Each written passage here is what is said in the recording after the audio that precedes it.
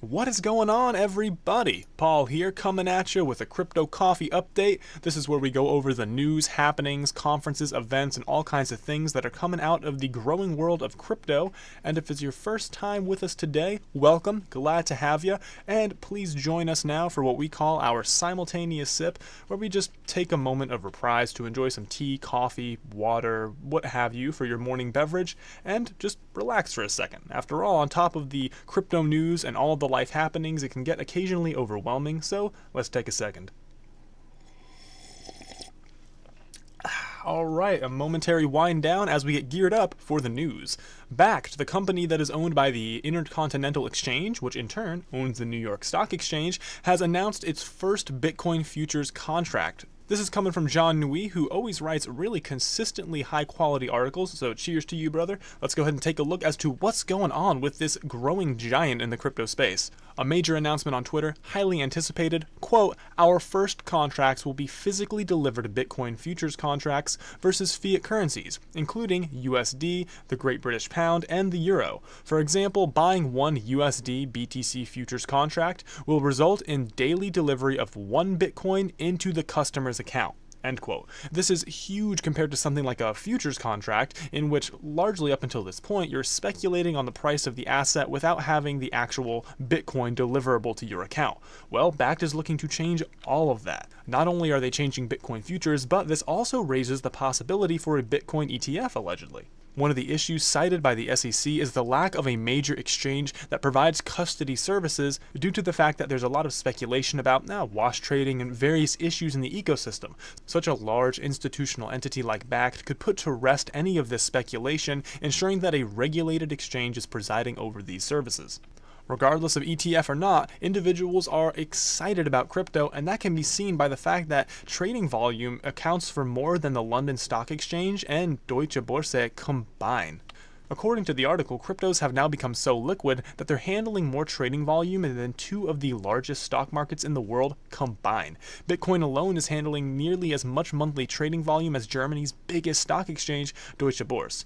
Now, of course, we have to take this with a grain of salt. After all, this volume is coming from somewhere. There's claims about wash trading, as you can see here from Sylvian Rives, an excellent analysis that I've linked below in the description.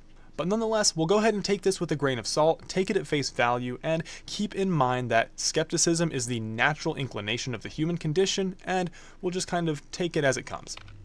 With that said, coming out of CoinMarketCap, $386 billion for the monthly trading volume in crypto. London Stock Exchange has seen $219 billion, and Deutsche Börse has managed just $140 billion. Gotta love the word just there. That brings up the combined total to $359 billion between two of Europe's largest stock exchanges, and definitely a little star on the lapel for crypto.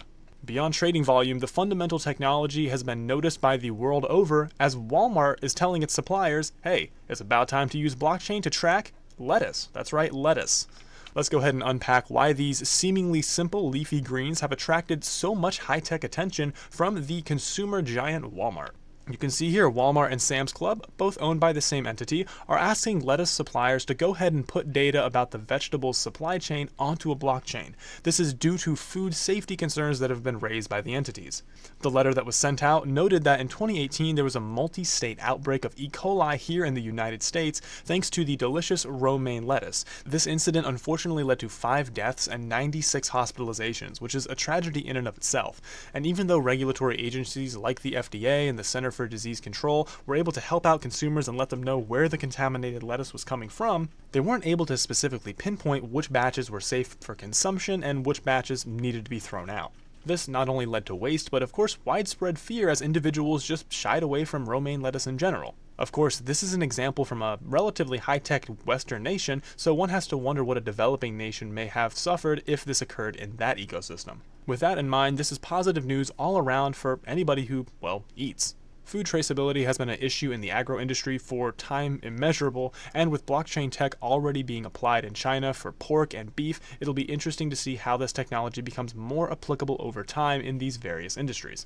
One industry that has no issue seeing how this technology applies to them is SBI, the Japanese financial giant. They're going full force into a cashless society with a mobile payments token trial. Okay, maybe not full force within the next 5 years, but they're definitely moving quickly. SBI Holdings launched Japan's first bank-backed crypto exchange in June and said in a news release that they're going to kick off something called S-Token, which is based on distributed ledger technology. I really wanted to point that out here. It doesn't say that it's an actual blockchain, doesn't say that it's DLT, but it's based on DLT, so assumingly a unique novel solution. SBI Holding is going to roll out a test of this by allowing employees in their Tokyo campus to preload their cards using fiat with S-Coin and in turn giving it a whirl. The purpose is to get an idea as to how this new DLT technology can be applied to wider society and is being run by a subsidiary of SBI known as Orb. We'll keep an eye on SBI going forward as they seem to have hands in a lot of various Japanese crypto entities. Switching gears to an entity that's a little less stable compared to the SBI group, early execs are now leaving Block One, the Peter Thiel-backed crypto startup that built none other than EOS. Let's go ahead and unpack this article to see exactly who's leaving and why. 4 early employees and 2 contractors have left Block One to start up what's known as Strong Block, a new blockchain project that's currently under wraps. And this includes the 2nd, 3rd, 4th, and 5th employees to ever be hired by the parent company that created EOS, an entity that's now worth more than $5 billion, despite being just over a year old.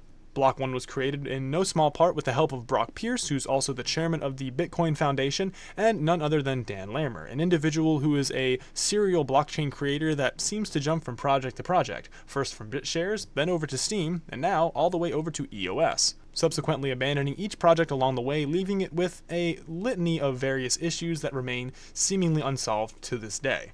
Brock Pierce decided to take a step back from EOS after John Oliver not only jabbed at Brock Pierce's eccentric lifestyle, but also brought up the extensive accusations of Hollywood pedophilia and Brock's association with child trafficking and sexual misdeeds against underage children. Note that Brock Pierce was never convicted of these accusations, but nonetheless, we've covered this before on this channel, so worth taking a look back in time if you want some more information on that. Beyond the individuals involved, the actual technical capacity of EOS is dubious at best. Not only did EOS freeze completely just 2 days after launch, but block producers decided to lock 7 accounts with a seemingly unilateral action on the part of the arbitrator. After that, 5 days later, the arbitrator decided to lock 27 more wallet addresses with explanation pending. Individuals are saying this sets a dangerous precedent and is highly centralized, a risk not seen on the Bitcoin network. Dan Lammer is under intense pressure from these controversies and, as is seemingly precedent for Dan Lammer, has retreated into a more passive role instead of stepping up to build the product that he's promised to his investors. Since going live, and even before, the EOS network has been plagued with a seemingly endless list of issues. Not only did you need to register your tokens or they would be lost, but this was around the time that all of the negative information about the individuals involved began to come to light. The block producer voting was ran by one individual with no clear way to vote. The EOS constitution is highly centralized and is actually a subsidiary of the Law of Malta. Despite claims of being free, it costs multiple dollars to open up an EOS account due to the cost of RAM. As mentioned, block producers have failed consistently, and one block producer even asserted he had better things to do than taking up his duty of producing blocks for the system. And there's speculation of not only Bitfinex voting itself in using its users' accounts, but block producers using Amazon Web Services, Alibaba, and other server racks to essentially offload their duty to a centralized third party, profiting all the way to the bank. These are just a handful of the issues that have plagued and are plaguing the highly centralized EOS system. Full disclosure here, I'm not a big fan of both Dan Lammer and the EOS system as a whole. Delegated proof-of-stake architecture, while it can be applicable in this case, is highly centralized and was kind of built in an ad hoc manner. But that's just my take. I want to hear from you guys. Let me know what you think about EOS. Are these just small bumps in the road for what could potentially become one of the largest smart contract systems in the entire ecosystem? Or is this just a in vogue, quasi-centralized database system that is simply going to go the way of the Commodore?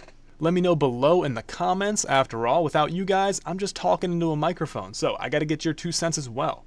With that said, that's all we have for the news. Let's go ahead and get into September 26th, Wednesday, and all of the conferences that entails. We got 10 of them. Yep, that's right, 10 conferences in one day all around the world. So let's take a look. Blockchain Live is kicking off in London. There's also a Tech Summit Music Week 2018 happening in London for all the musicians out there. Capital Markets Innovation Summit as well in London. The Trading Show is happening in New York. FinCon 2018 is going on in Orlando. Cryptonite World Tour in San Francisco. Seamless Philippines 2018 happening in where else? The Philippines. Blockfest Malaysia in, of course, Malaysia. And Tokyo Blockchain Week is kicking off in Japan. And of course, we can't forget about Air Convention 2018 in Vilnius. Like I said, a lot of stuff for September 26th, Wednesday. Let's go ahead and roll into a less busy September 27th, Thursday. Blockchain and Bitcoin Conference, the rolling conference that goes from nation to nation, is happening in Azerbaijan, Baku. And the Blockchain Community Forum is kicking off in New York City. That's all we have for Thursday, September 27th, and for this Crypto Coffee update. You guys are heroes. Thanks so much for watching. You just received your daily dose of crypto and are now amply prepared for the next 2 days in the space. Let me know if there's some other news conferences or the like that you found that you think would be very applicable. Just drop it below in the comments. Of course, there's even more information known as the B list below in the description. There's just so much to talk about in the crypto space that I couldn't possibly talk about all of it without keeping you guys here all day. And we're already going up on a good amount of time here, longer than usual. With that said, my name is Paul, signing off. We are Cryptide. Thanks again for watching. And remember, the tide is rising, as well as the video length. So much going on.